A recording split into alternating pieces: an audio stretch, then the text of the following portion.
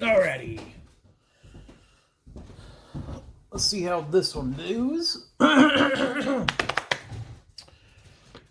forgot my shit.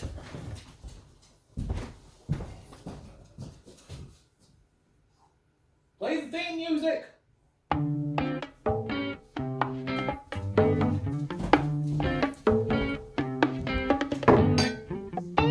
Alrighty. I don't know if this is going to come out good or not. This is my first time ever. It's my first time ever doing any kind of YouTube's type thing. But starting to kind of, as I dial back my excessive drinking, starting to try to enjoy it a little bit more. So I want to document it. If you guys like it, cool. If not, well, there's better channels out there. My name's Toby, and this is Toby's Tastings or Toby's Whiskey. I don't know. We'll settle on a name.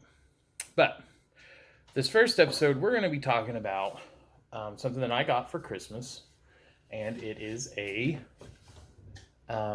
personal. This one's a 2-liter whiskey barrel meant to dog back there.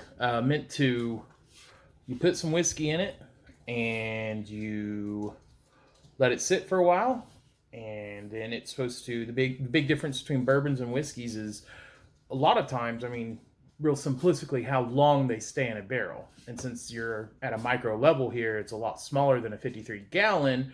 There's more surface area for the whiskey to work into the wood, and so you can kind of get the effect of aging a finer whiskey or finer bourbon with a lot less time. So I've got a buddy that does this, Matt, and Matt with his has found that, you know, a lot of times he can get some really good results with about 3 months. You can overage it and get too woody of a flavor, and you know, so that's something to be thoughtful about. And also with these, you can also take White Dog, or, you know, if you know somebody, I wouldn't recommend it because it's highly illegal, but if you know somebody that makes moonshine or can get your hands on some White Dog, you can actually make whiskey by aging the White Dog in here, and it'll give it that whiskey color. So unfortunately, I got this one for Christmas. My wife bought it. She didn't do a lot of research, bless her heart, and she got it from a place called Freedom Oak Barrels in Oklahoma City. That's where we live. And as I was trying to cure it, the process for curing these is they come with a nice little stand. The process for curing is you take the bung out, which is this. You soak it in water. You soak the spigot in water. And once, after about 30 minutes, you can put those in, and then you start filling this without the bung in, and you keep filling it with water. And so when these barrels are sitting there, the wood contracts. And so you fill it with water, the wood starts to swell, and it's supposed to stop all the leaks. You're really only supposed to do that for no more than 2 weeks, 10 days to 2 weeks. At 2 weeks, you run the risk of getting mold and mildew inside of there. So when I was trying to cure this bad boy, and granted, it's my first time, but it would not stop leaking, and I started getting really close to the 2-week mark, so I went ahead and swapped it out and put whiskey in it. I didn't put a high-end whiskey, obviously, but I didn't put like a dirt cheap whiskey either. After, I don't remember how many days, it was another few days, and it just continued to leak, and so we did some research during all this and found out Freedom Oak Barrels has a really bad reputation. If you go look at the Better Business Bureau complaints on this company, a lot of people have leaking problems with those barrels. And then if you look at the responses, they're not really conducive of a company that really cares about quality control. So I didn't even try to get this fixed or returned. Also, their policy is they have a 10-day return policy, and also you can't return any that have laser engravings, which it looks great. So it's going to be a great, kitchen piece, but it's not going to be, or somewhere to display, but it's not going to be functional. So it's a little disappointing. I tried doing some repairs with spiles where you drive wood into, you can kind of see, I've drained all the whiskey out, but if you look around here, all this wetness is just whiskey, like it's still wet to the touch, whiskey leaking out on the back. it's and I put whiskey in here on the 31st of January, and it's February 7th or 8th today. I don't know. I don't have a calendar. It's February 7th. So it's been a week. So basically there's been liquid in this bad boy for over 3 weeks.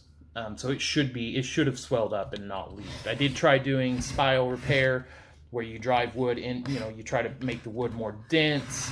That has not worked. And so we're going to give up. I'm going to look online and find one with better reviews, and we're going to go, this will just be a nice display piece. It does look really nice. It's got the finish on it. So, it's just a real shame that this isn't going to work out.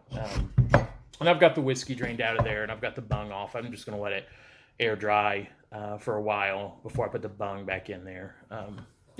So just word of caution if you find Freedom Oak barrels. But so what we are going to talk about today is I did actually get about a week of a whiskey aged in one of these, and even though this was super leaky and I probably lost alcohol content from it just evaporating out of a leaky barrel, I'm going to go ahead and kind of show you some of the differences on.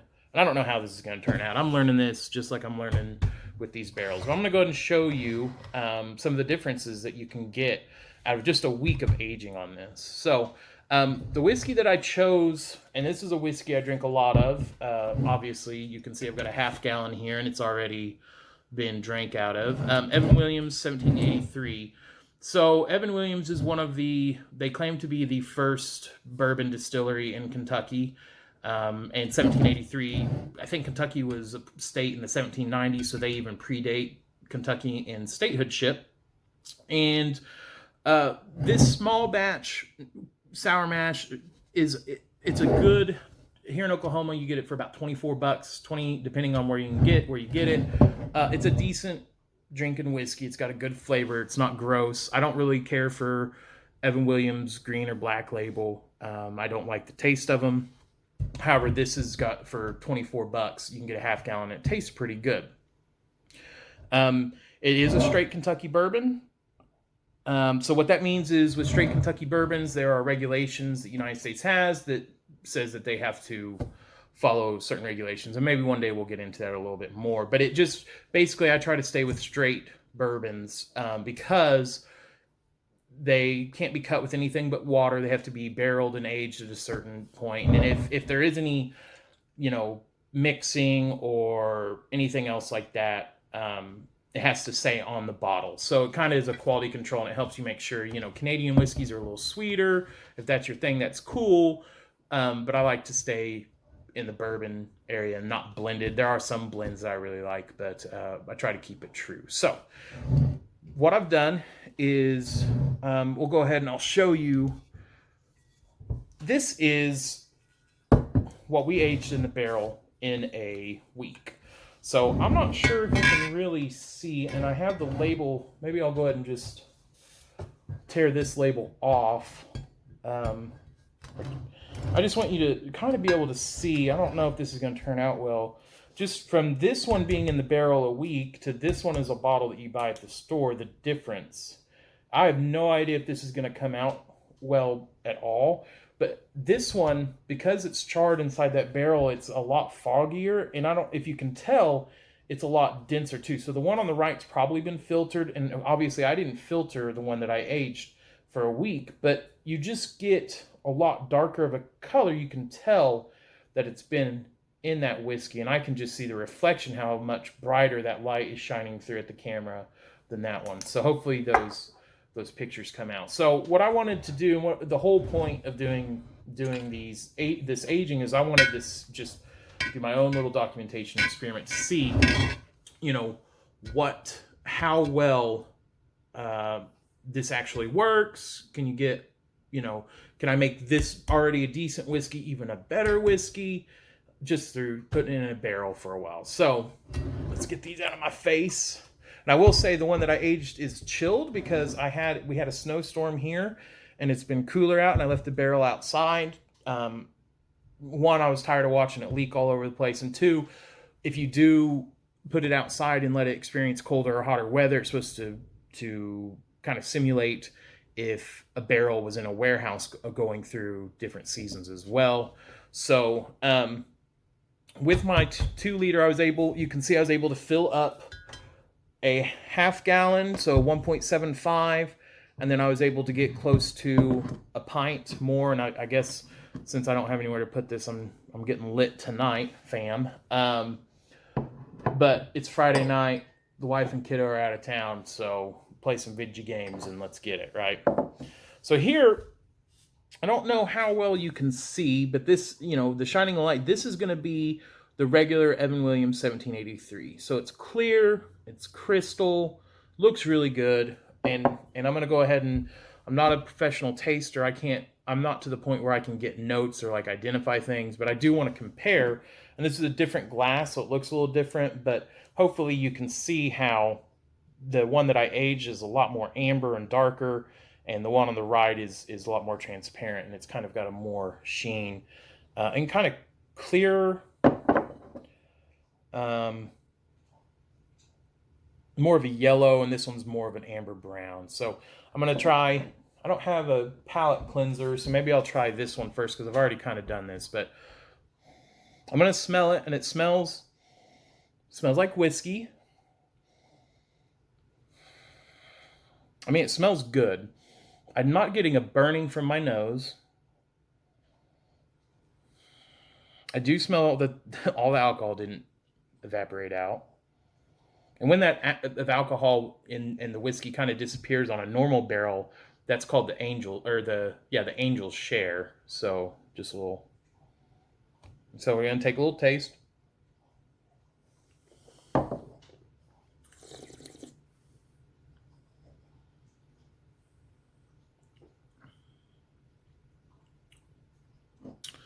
Yeah.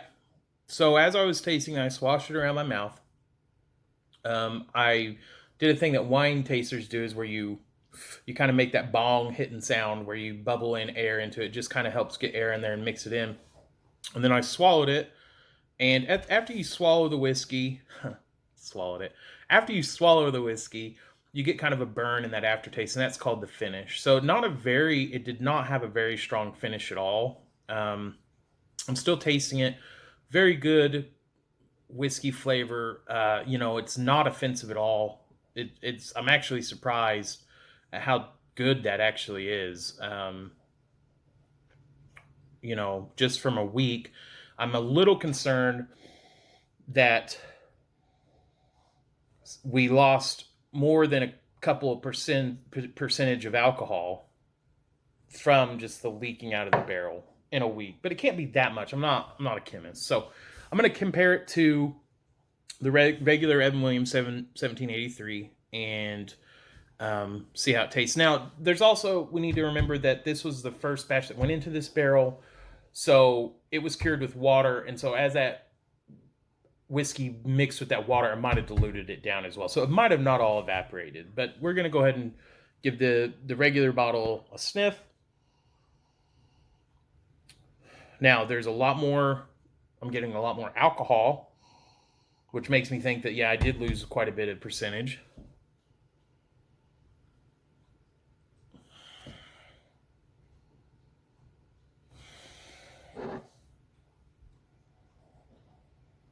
And this one smells sweeter.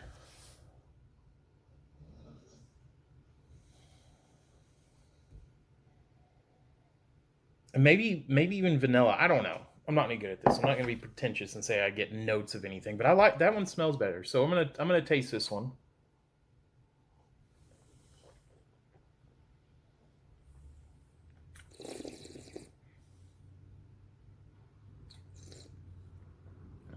Okay, so it's very interesting.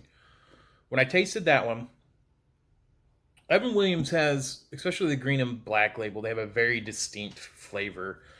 It's almost to me, tastes kind of like a gritty dirt flavor and a more sour than I want. And going from what I aged in my barrel to this one, and it might be that from the charred oak and then maybe water and evaporation, all that, it took some of the bite. But as far as flavor is concerned, I felt like this one tasted like more like black and green label Evan Williams. I could taste that. I could taste that it tasted like the cheaper Evan Williams, which gives me hope for this whole thing because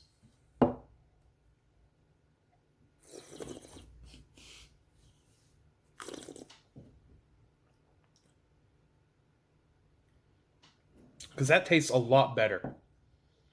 It does. It tastes. So I'm convinced that these do work when they work. When they're not leaking for over a week. And I will say that while this was leaking, I did top it off. So that's how I was able to get as much more out of it. But I was still losing so much. And I don't know if you're supposed to do that. I'm still learning. So I guess that's going to be it for this one. I think that these are worth the buy. I'm gonna, as I order another, I'm gonna order one tonight. Probably look on Amazon and do a little bit of research while I'm drinking some whiskey, and then after I've had a couple of drinks, probably pull the trigger and buy one that's too expensive, but hopefully has good reviews, so I can give this a shot again. And then I'm gonna try to start documenting a little bit more on the process and everything else. So just be looking out for that. And if you have comments or questions, let me know. I don't know if this is going to be something I do regularly or not, but maybe this will be something I do for my own sake. So thanks for joining me. See y'all next time.